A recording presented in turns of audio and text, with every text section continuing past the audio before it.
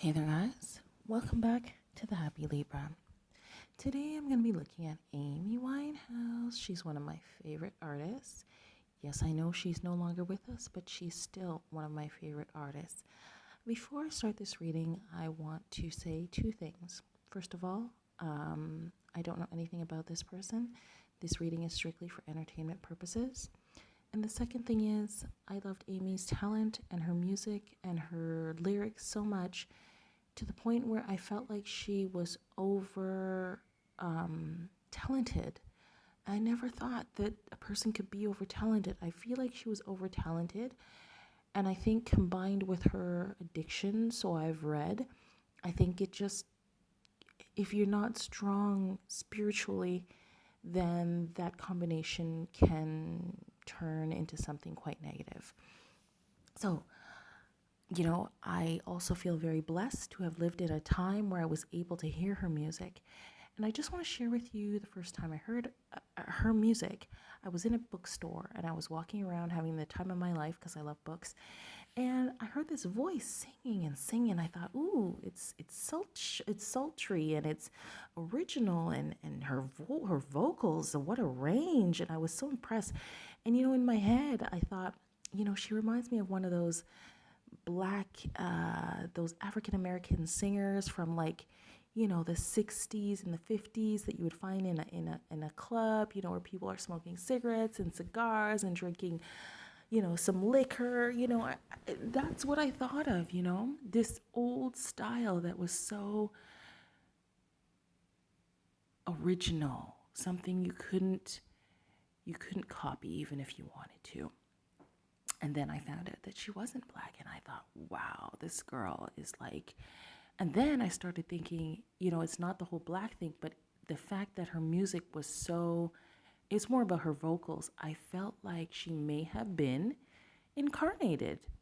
She may have been incarnated. I think a lot of people are incarnated and we just don't know about it. All right, guys. So, and actually that's another thing that does show up in a chart.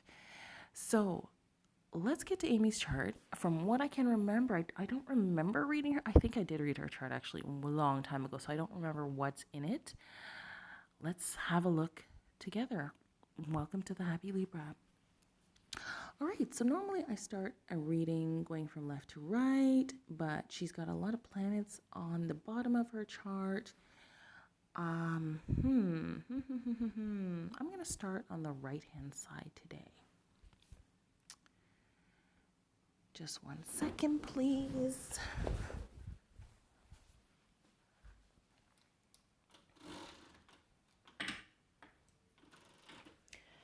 All right. Sorry about that. All right. So Amy has her moon in Capricorn, which I never would have guessed. And the moon talks about our emotions and how moody or changeable we are. It can also tell us how quick to arouse to anger we can be. I know that the fact that it's on 0 means something, but I'm not quite sure what. So it's 0 in Capricorn. I keep wanting to say Aquarius. Now, the thing I know about Capricorns is they're quite serious. Now, having your emotional planet in a serious sign, it's almost like, I hate saying negative things, but these people can appear to other people to be cold. Because, Capricorn is an earthy sign, and they're all about planning and structure and future and grandfather and father and drill sergeant energy. And she's got her emotional planet there. That's telling me that she may have seemed distant and cold to other people. All right, moving on. And it's in the 7th house. Ooh, that means that it was probably only her romantic partners that really saw that side of her. Oh, wow. Okay. So they call that emotionally distant, don't they? All right, so moving on. She has Jupiter, the planet of expansion, luck, fortune, abundance.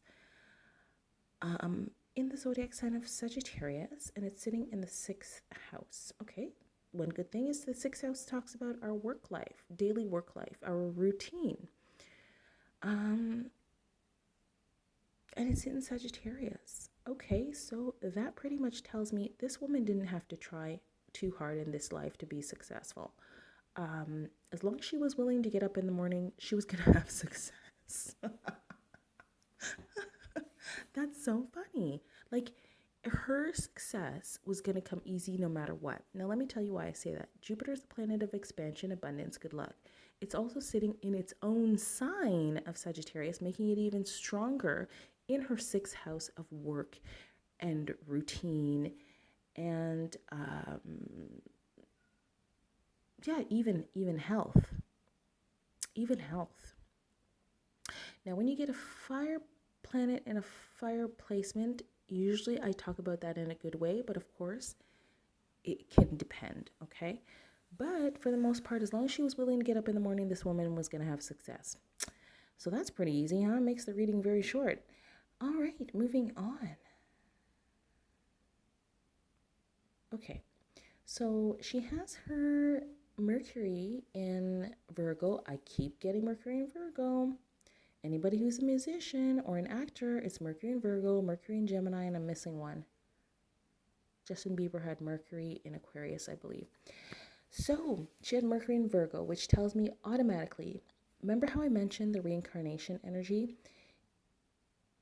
Yeah, she would have been a great conduit for that. She would have been a great conduit, somebody who could receive an experience and then channel it into her body through her mind and outward and create something solid, physical with the Virgo in energy. That's what that's telling me. She was a great channeler of energy, a great channeler of information, and it came out very grounded and very solid. Yeah. I'm so impressed. You know, Virgo also talks about the female body. So, you know, she may have been doing some type of channeling while she was dancing or while she was on stage or while she was moving around. It's like, that's not the right words though. I want to say getting into costume. Why do I want to say getting into costume? What I'm really trying to say is when you're getting into the mood for your work. But for her, it would have been like dancing. Some type of physical movement would have gotten her into the energy of what she was going to be portraying, which is quite amazing, really. And she also has her sun in Virgo, which would have made her a perfectionist. And even the Mercury in Virgo would have made her a perfectionist. Actually, I find people who do their work really well have very strong Virgo. I think that Nicki Minaj has a very strong Virgo. Don't quote me on that. Okay, so this reading's not taking long at all. All right, so she has her Venus and Mars in Leo in the 4th house. So her 4th house is activated. Now, 4th house talks about domestic life and pregnancies and being a mother and being a wife. From what I know, I don't think she married anybody. So I don't know, but she's got 2 very strong indicators there of home life, pregnancy, domestic life, marriage, being a parent, that type of thing. And it would have been quite positive from what I can see. And it's in the zodiac sign of Leo in the 4th house. Now, the zodiac sign of Leo can make a person very showy. I don't think that they intend to be showy, but when Leos decide that they're going to do something, especially having to do with the public, they want to be the biggest, the brightest, the shiniest, the one who has the most impact, the one who you will never forget. So her having her Mars, which talks about action and her get up and go and motivation, also with Venus that talks about romanticism and love and sharing and affection and creativity, both in the zodiac sign of Leo. Yeah, so she would have wanted to show herself as being larger than life, maybe even giving larger than life, maybe doing a little too much larger than life. And maybe when it came to her romantic relationships, it's possible, I'm not saying I know for sure, She may have not had a sense of self because Venus can be an overgiver. And when it's combined with Leo, then it's definitely too much overgiving. So this person could have been out of balance and have too much Leo energy, and Leo energy needs to be calmed down. Yeah, I'm seeing that, everything was just over the top because Leo is an over the top sign. So, yeah, over the top was her daily way of operating. And wasn't there something about that before that, too? No. So, with her feelings, she may have been cold. Oh, yeah, with the Jupiter, too, sitting in the sixth house in Sagittarius, fire and fire, and then over the top with the Venus, the way that she would dress and present herself and show love, and in her actions, it's all too much, it's all too much to be one person and hold these types of energies because you just want to express them. But if she had like a spirituality or a person in her life who could calm her down and balance her out, then it would have been good. But those types of energies are great for making money. I will say that. Now, there was something else that I wanted to say. Yes, okay, so I have Jupiter in Leo. That's why I know that that Leo can cause a person to be over the top. And I sometimes do have to remind myself, okay, calm down, like, because Leo energy makes you want to,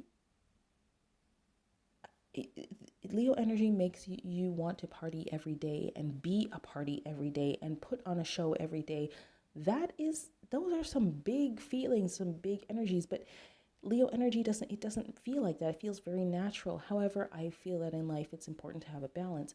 Now, she has her North Node in Gemini in the first house. Okay. So the first house talks about our self and our self-image, and she's got that in Gemini in the first house.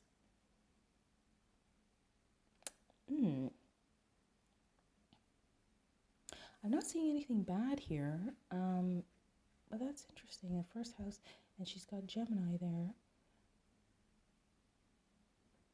Our self-image.